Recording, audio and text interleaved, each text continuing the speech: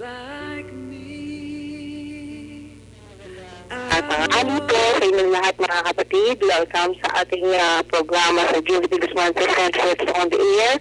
At of course, live po tayo ngayon dito sa Taguig, sa May Global City. Nandito po tayo ngayon sa Turkish,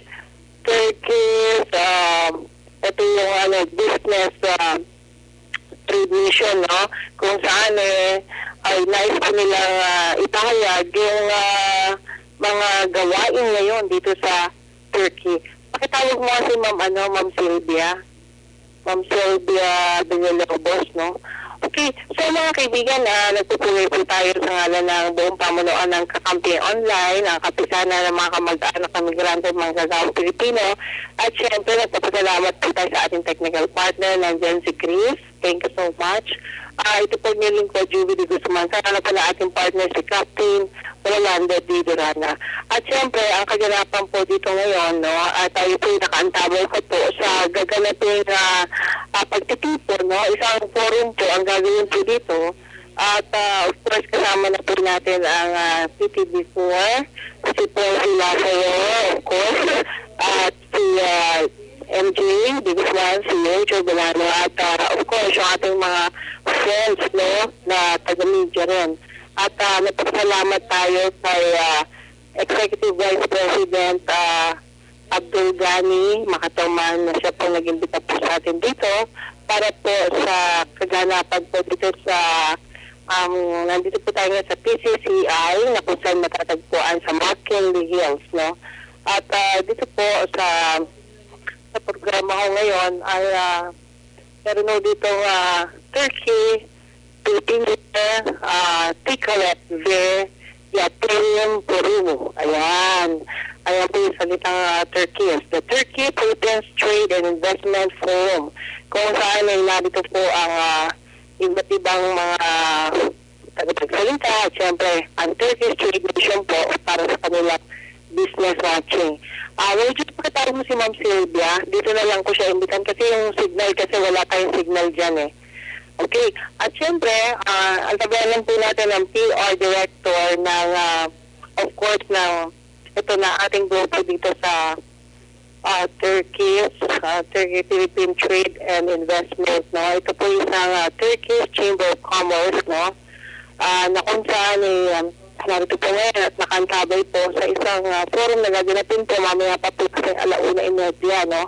Na kung saan ay, of course, meron tayong ilang importanteng gagawin. At siyempre, tayo po makikinig po sa mga importansya, no? Napakarami yung kasing mga important na meeting hinggil dito sa Turkey, no? At of course, sa alam po ni Executive Vice President Abdul Ghani Makatoman, siya po ang Turkish Chamber of Commerce of the Philippines Inc., no?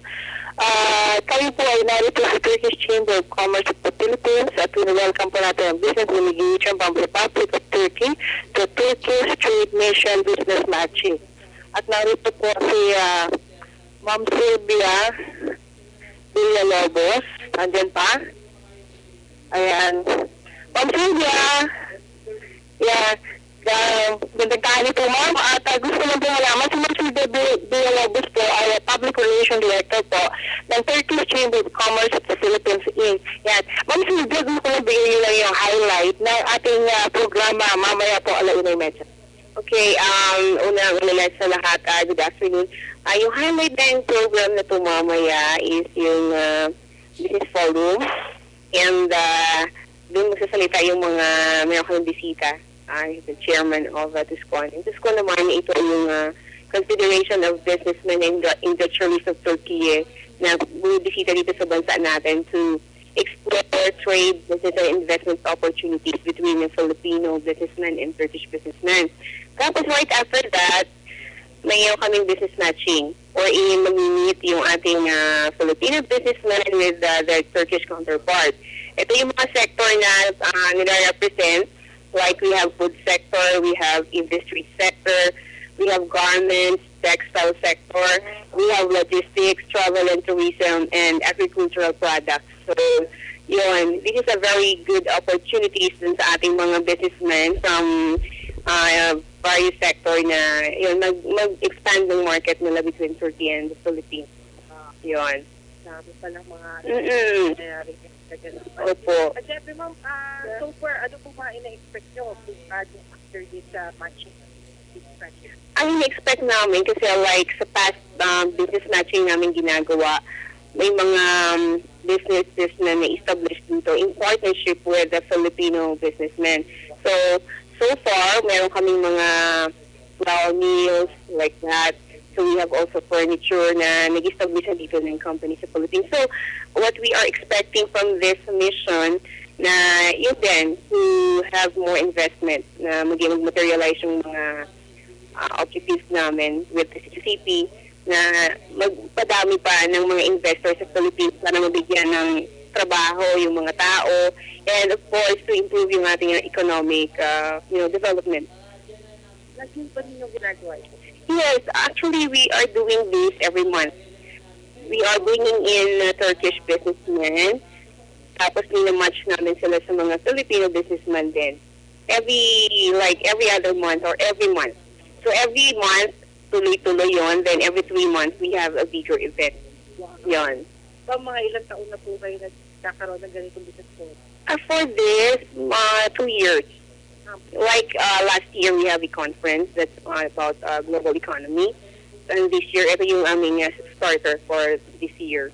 Oh, napakaswerte pala ni Pidoy, no? Of course! Panahon niya kayo lalong dumadagdag ng opportunities. Ma'am Silvia, so far, ano pa, bukod dun sa mga ibang ginagawa niyo, business matching, ano po yung mga accomplishment na meron na existing? Ano po? Yung accomplishment na existing, yun nga, as I mentioned a while ago, that may company na kaming partner with Filipino, ito naman, furniture sector. And then, meron din kaming construction na pinartner din namin recently lang. Yun. Ayan. So, ma'am, encourage ko kayo na manood kayo. Kasi una-una, napapanood tayo international, no? Sa www.stream.tv/channel/Kakampi Online. At syempre, mapapakinggan ninyo yung mga activities na gagawin. Okay. Ayan. Sana ma'am, update niyo ako, Ma'am Silvia. Sure. Thank you. Thank you so much. Yan po si Ma'am. Napakaganda ho si Ma'am Sylvia Villalobos at siya ating PR Director po dito po sa gagawing Turkish Trade Mission, right? Yan. At syempre mga kaibigan, alam niyo ho, actually wala pong tao dito. Kami po lang. At si Ma'am Sylvia, very busy po siya sa pag-prepare ng mga materials para po doon sa gaganaping mission. Baka may dadipid po kayo. At saka pwede nyo yung bumati sa mga friends ninyo abroad if in case so that pag nanood sila o makinig sila, narinig nila yung kanilang mga pangalan. Actually, hindi ako babati. Mag-iimbita ako ng investors at businessmen na pumunta dito sa ating bansa at establish business para lumawak pa at mapalago yung ating ekonomiya. Sige, number ko para... number ko for those who are interested to participate in our upcoming business mission, they can get in touch with us at 5713910. Or they can email us at turkishchamber@gmail.com. Thank you very much. Thank you so much, Ma'am Sylvia. Ayan, konti pala lang, Ma'am Presi, no? At narito si Ma'am Presi Lazaro para magbigay din ng ating mga, alam niyo, marami tayo activities kasi mula pa ng isang araw ay kasama natin ang Vice President of the Philippines, si Judge Marbinay. At ito naman si Ate Presi ang magbibigay naman ng konting highlights ukol sa napag-usapan doon mismo sa University of Makati. Ayan, Ate Presi, sige. Magandang umaga po sa inyong lahat at ganoon din sa ating mga bisita ating programa dito rin mismo sa Global City kung saan gagampin nga ang Philippine Investment Forum. At bago natin bigyan ang ulat ang tungkol sa Balitang Agham ay bibigyan muna at hatiyawan natin ang nangyari nakaraang araw sa University of Manila kung saan naging guest ang ating mahal na Vice President John Obina together with Senator Nene Pimentel at ganoon din sa mga taga-University of Makati kung saan niya naging sentro ng forum ang tungkol sa OFW issues. At isa na nga rito ang sabi ni Vice President na ang tungkol sa undocumented papers ng ating mga Pilipinong nagtatrabaho sa ibang bansa, lalo na sa Saudi Arabia. Ito ay isang sanghiri ng pagkakaroon ng illegal recruiting. Ganon din ang unfair salary contract ng ating mga kababayan na hindi nasusunod dun sa kanilang mga tinirmahan dito sa Pilipinas na hindi tugon dun sa kanilang inaasahan pagdating din sa kanilang bansang pupuntahan. At nun din ang mga exit points dito sa ating sa bansa na nagiging way ng illegal recruiting na kung saan yung iba ay sumasakay sa mga bangka para makarating sa ibang bansa. So, yun ang iba pa sa mga naging highlights ng nasabing forum sa University of Makati. At tayo naman ay gumawi sa ating Balitang Agham kung saan nga nagsaganap ng pag-aaral ang Institute of Plant Feeding Science Pasture ng University of the Philippines sa Los Baños, Laguna kung nakailan tungkol sa resistensya ng gamma-irradiated na lakatan o mutant lines laban sa banana vine cheetah virus. Ang pag-aaral ay mas mataas na version ng X-ray na ng gamma-radiated kung saan nilalantad ang isang produkto upang alisin ang mga buhay na microorganismo na sinusuportahan ng Philippine Council sa Agriculture, Aquatic and Natural Resources Research and Development o CICARD. Mithiing tangsihin sa iba't ibang lugar ang kagalingan ng bagong cultivar ng lakatan na may resistensya laban sa VVTV na asahang magiging mas katapakinabang ang produksyon ng lakatan para sa mga maliliit na magsasaka at magdudulot ito ng kabawasan sa nawawalang ani ng 20% na umabot sa halagang 11.39 million peso ang tinutusto sa pag-aaral na ikinaganap sa Quirino, Cavite, Laguna, Quezon at Davao. Samantala, ang produksyon naman ng biofuel feedstock project na inilaan sa Cagayan Valley, ito naman ay iniulat ng Dr. Artemio Martin ng Isabela State University o ISU sa isang seminar na ginanap na makailan sa Philippine Council of Agriculture, Aquatic and Natural Resources Research and Development na maaaring ilaan ang ilang piling taniman sa Cagayan Valley na hindi gaanong napapakinabangan para sa produksyon ng biofuel feedstock. Ayon sa isang pag-aaral, ang feedstock ay may halamang maaaring gamitin para sa produksyon ng biofuel tulad ng sweet sodium, tubo at ang kamuting kahoy. So, malaking pakinabang pala ang ating kamuting kahoy para sa biofuel kasama ng UV. At ayon pa rin sa ulat, ang pag-aaral ay tungkol sa pagkakilala sa pagiging angkos na pangunahing uri ng lupa tungo sa makapirong taganip ito sa produksyon ng biofuel. Pinag-aaralan din na tutuhin ang mga lugar sa Cagayan Valley na mainam para sa produksyon ng pagkain sa hayop at ang mga lutang bigaanong kapakit-nabang para dito. Ang mga lutang ito ay maaaring ilaan sa produksyon ng biofuel feedstock sa resulta ng pag-aaral ng mga isapat na sukat ng lupa para sa susunod na 40 taon.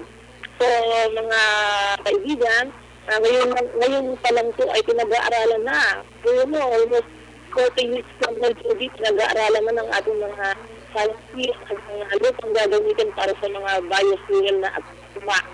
Mga lupang gagamitin nila sa taliman. At tungkol naman sa ating balitang Mindanao, 24 na dating reserve sa Agusan del Sur tumanggap ng tulong pang kabuhayan. 24 na dating reserve ang tumanggap ng tulong pang kabuhayan na nagkakahalaga ng 50,000 pesos sa bawat isa mula sa Social Integration Program ng pamahalaan ng sakot ng Office of the Presidential Advisor on the Fifth Process o OPAP na isinadonat sa isang session hall sa Sangguniang Panlalay Legal sa Kapitolyo ang naturang pag-aabot ng tulong isinagawa ni Vice Governor Santiago Cano Jr. na siyang kumatawang kay Governor Adolf Edward Plaza at ito ay sinaksyon na Brigadier General Nestor Aguinuevo, Hepe ng 4th Infantry Division, Colonel Romeo Ramon, at ganoon din ang 401st Brigade Deputy Commander at ang 26th Battalion Commander at ganoon din ang iba pang mga taga-DILG Provincial Director na pinapangunahan ni Arlene Ann Sanchez at Hepe ng Provincial Correctional Services Management Office na si Josefina Bahade. At ayon sa panayam kay Bahade na dating Hepe ng Provincial Social Welfare and Development Office, sinabi nito na ang tulong pang kabuhayan ay binibigay sa mga rebelding sinuto ang mga armas at bumalik sa pamahalaan noong 2010 at 2012. Ang mga ito ay nakatanggap din noon ng tip na 20,000 nang sila ay sumuko bilang panandaliang tulong.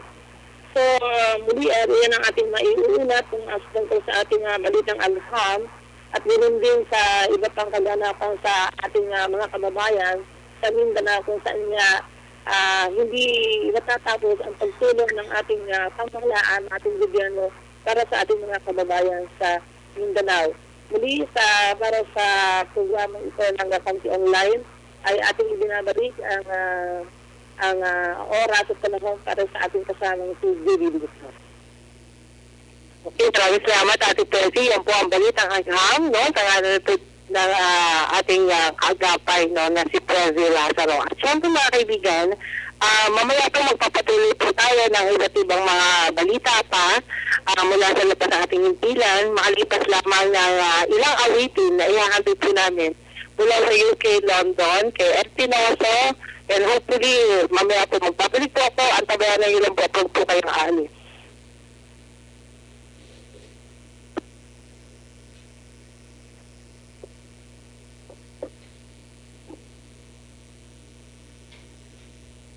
Okay na, Chris?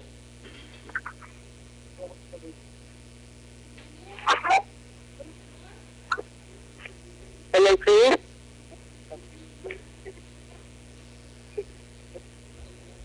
Hello, Chris?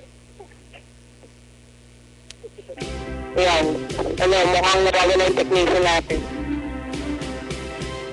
Oh, yes, I'm the great pretender. Pretending that I'm doing well. My need is such I pretend too much. I'm lonely, but no one can tell. Oh yes, I'm the great pretender. A dream in a world of my own. I play the game, but to my real shame, you'd let me to dream all alone.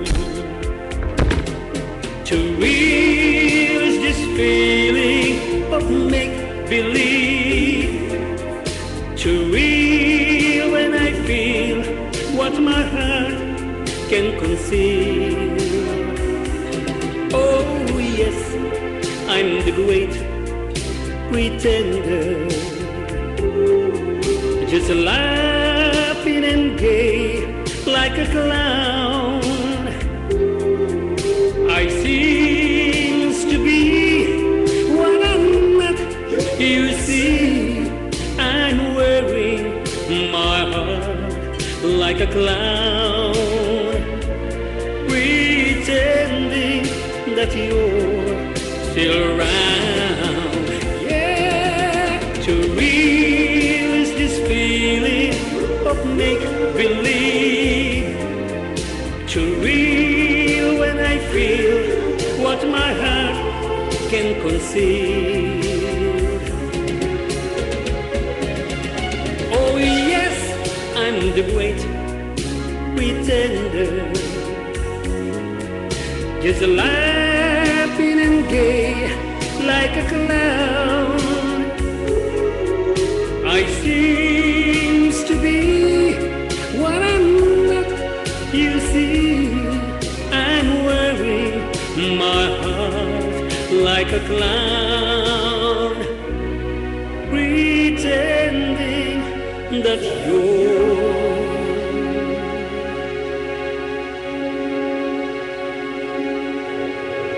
still around.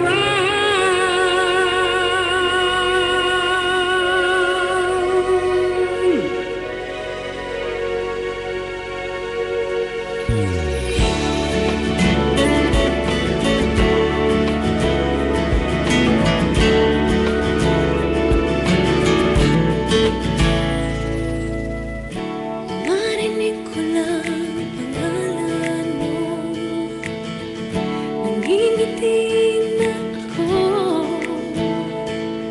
Nararamdaman ko saya na dala mo sa puso ko.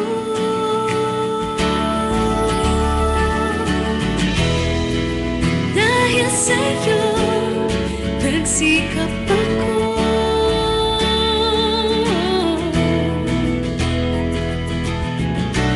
Nagkabahay ako sa tulong mo.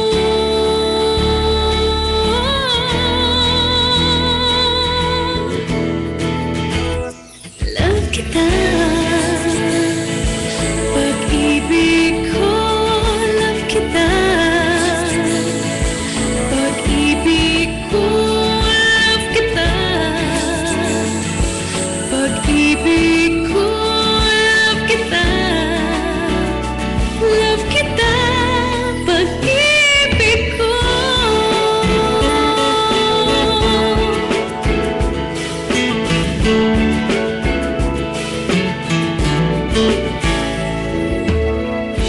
Huwag ka sanang magbabago,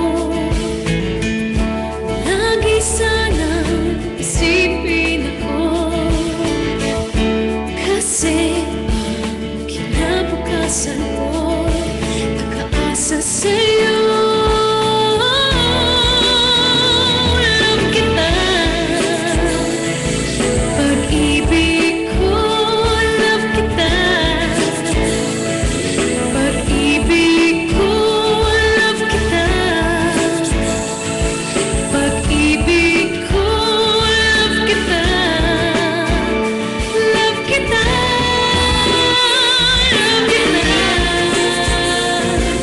pag-ibig ko. Love kita,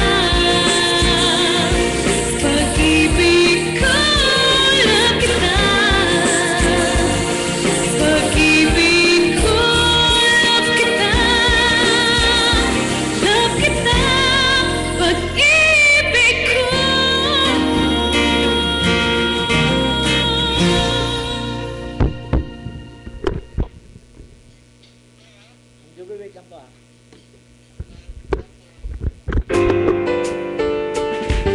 Saan ka man naroon, saan man sulok ng mundo, basta ika'y Pinoy. Abot ka ng PhilHealth, ano bang antas ng buhay? Mahirap man o may kaya, basta ika'y Pinoy. Asikaso ka ng PhilHealth, sa mas pinalawak na serbisyo. Bawat isa'y sigurado protektado, programang pangkalusugan, abot kaya na ng lahat. PhilHealth, PhilHealth, lubos na maaasahan.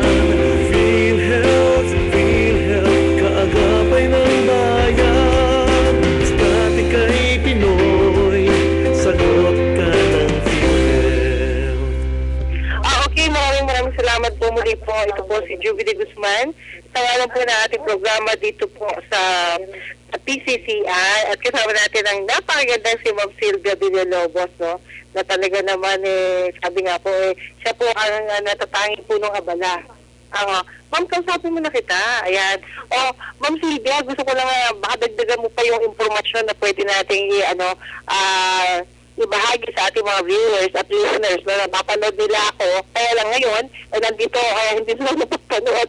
Anyway, napapakinggan naman nila tayo. At even sa London, nakikinig din sila. Okay, babalikan tayo kay Ma'am Silvia para dun sa mga, marami pa siyang update, tsaka pakilala mo yung mga lugar sa Turkey na parang available yata, di ba? Nandito sila. Okay, another additional information, ang karamihan galing sa like Istanbul. So ito naman kasi is a big group.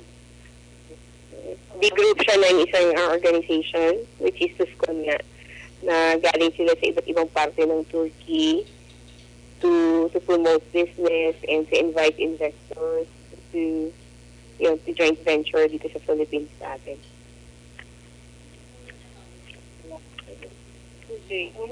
Thank you so much, Ma'am Sylvia. Ito na, guide kayo napapanood dyan ngayon at you can open that every day po, Monday to Friday, 12 to 1 p.m. Ayan, Juvie de Guzman po. Okay. At syempre mga kaibigan, si Ma'am Sylvia humingi lang po ng details para po sa susunod po makapagbigay doon sa ating programa sa Juvie de Guzman Presents Lecture on the Air. Alam niyo mga kaibigan, kasi ang hangad po nila ay magkaroon ng mga contact sa Turkey. Marami kasi mga negosyante at present sa Turkey, no, na nagnanais din na magkaroon ng opportunity na kapag-business sa Pilipinas. At dito sa Pilipinas, minamatch nila yung mga negosyanteng Pinoy. Okay, MJ, ka lang bumati ko. Ano nangyari sa'yo? Bati ka na. Okay, magandang umaga pa or tanghali sa inyong lahat sa mga nakikinig dito sa kakampi online kay Miss Juvie de Guzman Presents Let's Talk on the Air. Okay, syempre maraming salamat po. At salamat din kay Roger Bulano, ang pinakasikat na photographer ngayon, no? In demand. Alam niyo sila ni Bulano, in demand niya, kaya lang malakas lang tayo sa kanya kasi talagang pagdating sa mga special activities ay kasama po natin. At nandito rin po sila, sila Bandola, no?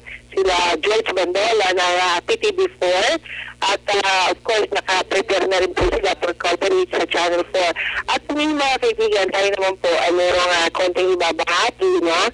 Salamat na pala sa awit ni Ed Tinaso ng UK London at mamaya pakihanda na rin yung awit naman ni House Villarreal Navarro after this few reminders, no? Alam niyo, meron kasing mga write-up dito sa diaryo na at ipresi na People's Monitor na kung saan siya po ang nagsulat, ano? At nakakatuwa po kasi, pero po siya, may babahagi lang po ako sa inyo na panulat po niya, People's View, no? Freddy Lázaro, kung yung mga nagnanais po magpadala ng mga write-ups din, malay niyo, baka pwede yung kayong makasali na makapagbigay kayo ng magandang balita, no? Alam niyo na, inspiration na lang kailangan po niya, pwede niyo pa email sa lazarofreddy@yahoo.com o kaya itawag niyo po sa kanya sa 0932-554-3123, 0932-554-3123. Ayan, sabi po niya, isang video broadcaster na nagpasaya sa mga elders ng Golden Acres. Naku, maraming salamat. Ito, ginawan tayo na right as ni Ma'am Percy. Sabi niya, matagal ng panahon ng maglakbay si Miss Juvie de Guzman sa Tanaytay. Malaki ang kanyang pasasalamat sa pagbabago at pag-unlad na lugar. May maganda at maayos na kalsada sa kanilang dinaanan na napakalaki ng kaibahan noong araw. Ngunit di pa rin daw nawawala ang kaunting traffic na halos 5 hours silang bumiyahe sa Quezon City to Tanay Rizal. Walang stop-over, walang pahinga. Nasalamat na din sa driver ng kotse na kanyang dala si Uncle Robert at ng owner type G na si Jerita na anak ng kanyang mekaniko. Oo, kumpleto Ate Percy ang balita mo. Ito ang pangyayaring din sa inasa dahil sa kanyang regular na pasasalamat sa dakilang lumika na taon-taon nga naman sa pamamagitan ng pagkakataong makasama ang elders na Golden Acres Comfort Agent. At ang mga elders ay nagpapalakas ng kanyang kalooban, syempre naman, sa pagpatuloy, nagpapasaya sa taong minsan ay nakapag-kita na pagmawalang kalantunan ng pamilya. Totoo yan. Alam mo, ito kasi yung tanongin na may mo ang aking damdamin. Ayan, natutuwa lang sa writers na kaya binabasa ko po at sinishare ko po sa inyo. Dahil ganito ang temang ipapadala niyo po sa kanya para po magkaroon kayo ng opportunity paglilingkod sa nakaagapay ang mga ang kanyang mga kamedya, of course, relatives, friends, relatives at iba pa. Sa ganito ka lang paglakbay, para sa kagaya ko na syempre, no, halos walang pahinga, ay naibisan ko ang pagod ko at napag-iisip ako na yun na gawin ito at pahaginan ang aking mga oras sa taong walang pagkakataon na makasama ang kanilang mga mahal sa buhay. Ayan, kasi Ate Percy, hindi na namin siya kasama, ay laging nakikibalita. Nakikibalita sa aking gawain. At syempre, hindi ko rin akalain na isang bagong Golden Acres, si The Agent, ang aking aabutan na may malinis at bahaging tahanan mula sa DSWD. Ating pagbasta ng mga larawan, syempre, magandang pagkakataon na ito na magkaroon ho ng tunay na house parents, no? Wala siyang pagsigla ng kasiyahan, syempre, ang kanyang mga tahanan sa piling na salubungin, no? Alam niyo, noong taon na dumating ako doon, parang naiyak tuloy ako, sinalubong talaga ako ng mga elders doon. At syempre, dama ko ang kanilang pagmamahal sa kapwa na di kain pagbasan ko na sa lapi. Syempre, yan ho ay sa lakang pasalamat po. Syempre, sa mga jari rin, no? Na nagbigay sa akin ng pagkakataon, kagaya ho ng of course, People's Monitor, ni Ate Percy Lazaro, ang Bandera Pilipino, ang Kalasag, ang NPC, ang Pinoy Pride Media Public Advertising Inc., ang media partners, volunteers, siyempre, alam niyo, meron mo ang programa sa radyo naman, ting Sabado, Jupiter's Mercy Sensitive on the air po. Basta pakinggan din po kami ni Ate Percy, kasama natin si MJ at si Captain Rolando Durana. Ting Sabado yan, alas 11 na umaga hanggang alas 12 na tanghali na kabalita po ang kapitan ng Marino, si Captain Rolando Durana. At siyempre, rin kasama rin po natin si Roger Bolano at si Anthony Castello, no? Alam mo naman, Ate Percy, meron pa rito. Ito medyo kasulkuyan to sabi nga ako ni Charlie M. Soriano, no? Sige lang, sabi niya. Alam niyo, mga iba't ibang pakulo ng mga politiko, umaarangkada na. Ayan, mamaya, bibigyan natin yung mga detalye niyan. Makalipas ng awitin mula kay Aris Diaz Navarro ng Alcopar, Saudi Arabia. Tigilaya.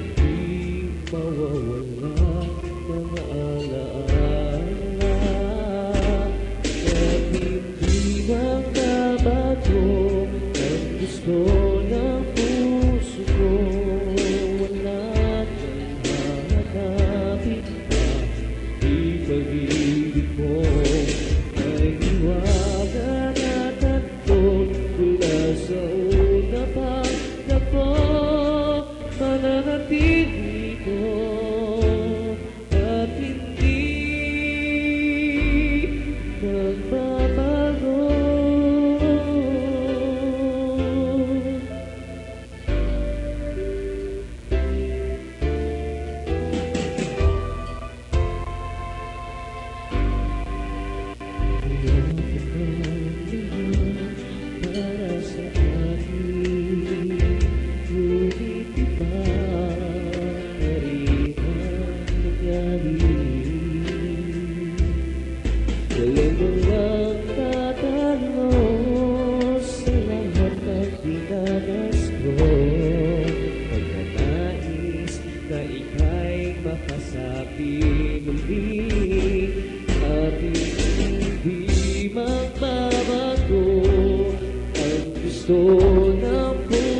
puso ko, wala kang hahanapin pa, kundi pag-ibig mo. Maiwagan at takbo mula sa unang pagtakbo, mananatili ito at hindi magsabago. Kahit malayo na'y malapit ka pa rin sa aking puso, at hindi nagbabago ang gusto ng puso mo. Wala kang hahanapin pa, kundi pag-ibig mo.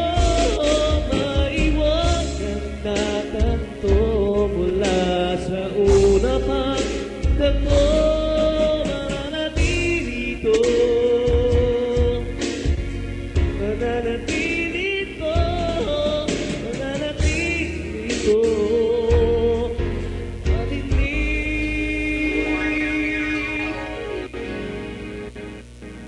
magbabago.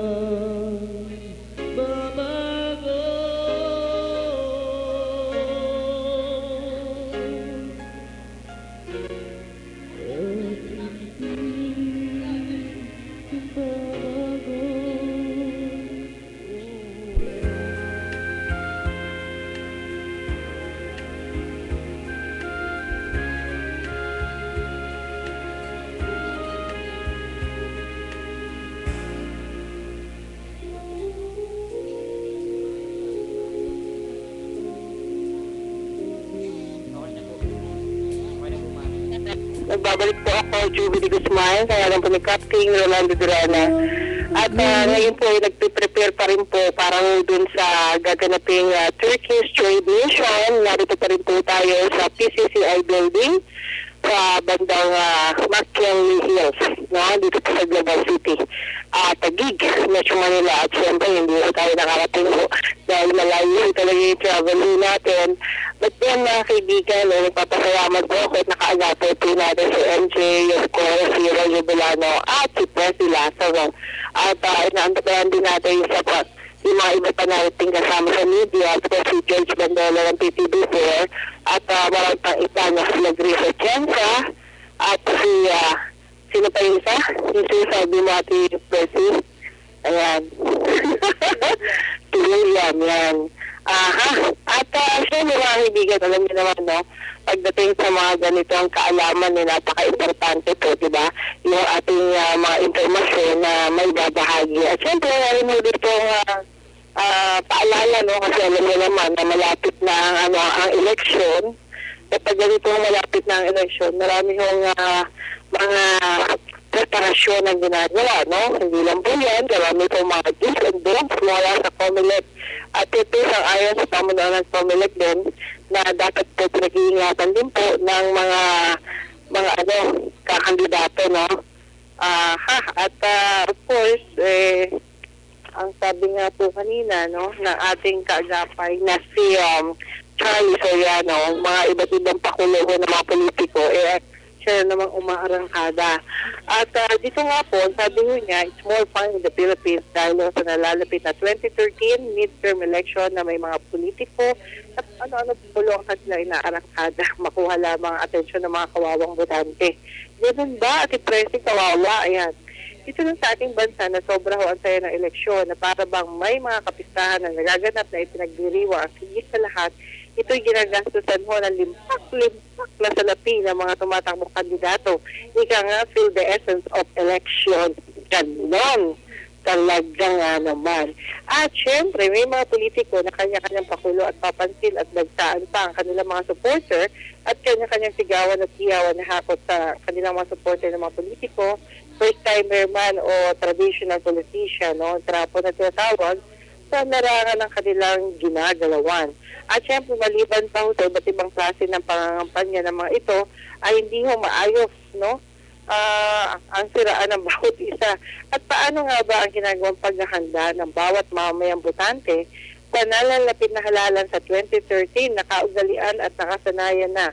Ting darating halalan ay bahala na kung sino ang isusulat sa balota na halos 95% ay hindi nakilala ultimo ang buong pagkatao ng isang kandidato at ang higit sa lahat ay ang sulsol o rekomendasyon ng mga kaibigan o kakilala. Paano natin makakamit ang pagbabago? Ang halalan ay isang pagkakataon para sa ginagawa natin pagbabago sa ating bansa dahil ito nakasalalay sa kung paano tayo pipili ng mga taong ating pagkakalooban ng hiram na kapangyarihan sa susunod na kagustuhan ng mga mamamayan maliban ho sa sariling kakayahan ng ating kandidato. Mahaba pa ho ang panahon ng pangangampanya pero napakarami na tayong nakikita ng iba't ibang pakulo ng mga kandidato para lamang manalo sapagkat ang nasa isipan ng mga iba't ibang kandidato ay ito ang kanilang pamamaraan para sila ay masenso sa buhay at hindi paglilingkod serbisyo sa mga publiko, no?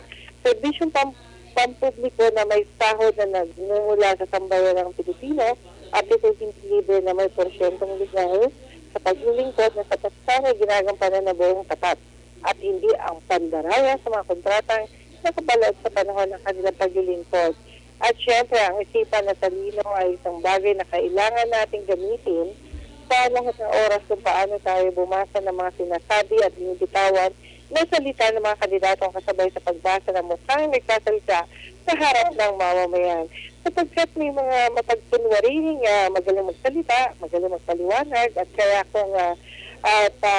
kang katawanin kahit na hindi naman katawa-tawa, kundi sinusukat lamang ang kanilang kaligayahan ng bawat isa para makuha lamang ang ating mga simpatya. Kaya mag-turn. Dito na lang tayo. Mas maganda pa usapin dito sa Turkish, no? Ito po yung Turkey-Philippines Trade and Investment Forum na kung saan dito po pinagtutugma-tugma ang mga negosyante mula sa Pilipinas at sa Turkey, no? Para magkatulungan, madala mga produkto mula sa Pilipinas papuntang Turkey at ang mga produkto mula sa Turkey madala mula naman sa Turkey papuntang Pilipinas. Yan yung mga partnership na tinatawag at pinagkakaisa. Alam mo, Presi, medyo natutuwa ako. Kasi parang ito yung mga tamang mga bagay na dapat gawin ng ating mga grupo. Ayan. O, Presi.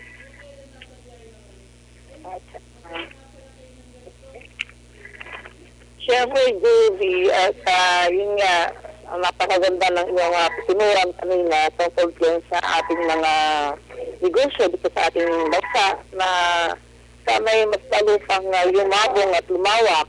At ito ay makapagbigay ng magandang investment, magandang kita at makatulong sa ating mga kapwa Pilipino na nangangailangan ng trabaho na hindi na nila kaya, na hindi nila dapat pumunta sa ibang lugar o sa ibang bansa na halos magkaroon ng hindi maganda sa kanilang buhay tulad ng mga bansang may mga giyera. So, kailangan na magkaroon din tayo ng malawak na kaisipan para naman kung meron tayong kaalaman dito sa ating bansa ay nagkaroon to ng magandang negosyo para sa ating kabuhayan. Hindi lang sa sarili kundi para sa buong kapuluan, makipag-deal sa ibang bansa at ganoon din naman ang ibang bansa tulad ng Turkey ngayon na ituin din yung ganong ating inaasar. So, tungkol naman na sa epekto naman ng ating climate change, ay kailangan din natin itong paghandaan at hindi lang dito sa ating lugar, hindi lang dito sa Manila, kundi sa buong bansa, lalo-lalo na ngayon sa bandang Mindanao na talaga ng mga lumalala na ang problema tungkol sa kanilang malawakang pagbaha. At pagkatapos nga ng mga bagyong dumaan sa ating bansa na halos kinitil ng libo-libong mga kababayan natin, particular na sa Visayas at Mindanao, ay parating naman tayo sa panahon ng tag-init na kung saan nga ay pinag-iingat ang ating mga kababayan sa mga susunod na posibleng magaganap sa ating kung hindi tayo mag-iingat. So, pakatandaan natin na ang sunog dahil sa nito ang magnanakaw dahil kapag tumatake yung apoy, lahat ay walang kinikilingan, maging ang ating buhay ay hindi makakaligtas, hindi tayo mag-iingat. At sa pagbabago ng climate change, nangyayari pa rin ang maagang pagpasok ng mga bagyo. Ngayon nga, hindi pa rin tayo tinatantanan ng pangumuo ng mga sama ng panahon, particular na sa bahagi ng Visayas at Mindanao. At mayroon na naman tayong kasing binabantayang low pressure nung nakaraan niya at tulad nga ng sabi nga ng Pag-asa, itong 2013 ay binamano nga nung nakaraang ito lang Enero, ang bagyong pumasok sa atin, kung yung bagyong Auring na sa Davao area pumasok at talaga matindi pa naman ito na hindi natin nakakalimutan din ang hagupit ng bagyong Pablo ay hinahabol-habol pa rin tayo ng ating ibigo ng ating mga kababayan na tulad nga rin nung nakaraang Disyembre nagkaroon din ng ganitong mga kalamidad. Kaya sa pagbabago ng climate change, nakakaras tayo ng iba't ibang uri ng kalamidad. Kilala tayo mga Pilipino na pagkatapos makaranas ay ang mga kalamidad ay nagiging kampante lamang tayo dahil pagkakakilala natin sa mga kalamidad na panapanahon lamang. Ang mga ito, ngunit kung maghakit ng kaguluhan sa ating bansa ay talaga namang grabe. Subalit dahil sa pagbabago ng ating panahon, kinakailangan ng ating ibayong paghanda, maging panahon man ng tag-init o panahon ng tag-ulan. Dapat maging handa tayong lahat. At ang mga kalamidad na nararanasan natin noong nagdaang mga panahon ay maging aral na sana ito sa atin upang hindi na muling makaranas ang mga humagupit na ito. Kaya ugaliin natin ang time to time o ito talagang oras-oras naghahanda tayo at hindi sa mga oras lang na kung saan nariyan na yung mga kalamidad. At dapat isip natin na ang panahon natin ngayon ay pabago-bago kaya dapat laging handa tayo upang hindi natin maranasan ang mga nararanasan natin noong mga nagdaang mga panahon. So, Kansamang Judy, yun lang ating maibabahagi tungkol sa ating paghanda, lalo-lalo na ay ang epekto ng ating climate change. Back to you, Judy. Okay, maraming salamat po mga kaibigan. Sa ngalan po ng ating PR Director na si Sylvia T. Villalobos ng Turkish Chamber of Commerce of the Philippines, Inc. Of course, this is a trade bridge between Philippines and Turkey. And of course, alam po na ating partner, si Captain Rolando Durana, Ms. Posty Lazaro, of course, si MJ, at kasama rin natin si Roger Durana, ang ating photographer. Ito po mga kaibigan, si Juby de Guzman. Salamat din po sa ating mga singer, kay Ed Pinoza na UK, London. Of course, kay Aris Villar Navarro na Alcobar, Saudi Arabia. Muli po, nagpapasalamat at bukas muli, same time, same channel. Ito po si Juby de Guzman. I love you all. Bye! Juby de Guzman presents Let's Talk on the Air. Juby de Guzman presents Let's Talk on the Air. Mga abyan, Captain Rolando Durado Durana ini Master Mariner, Maritime Training Manager and Founding Chairman ng Amsara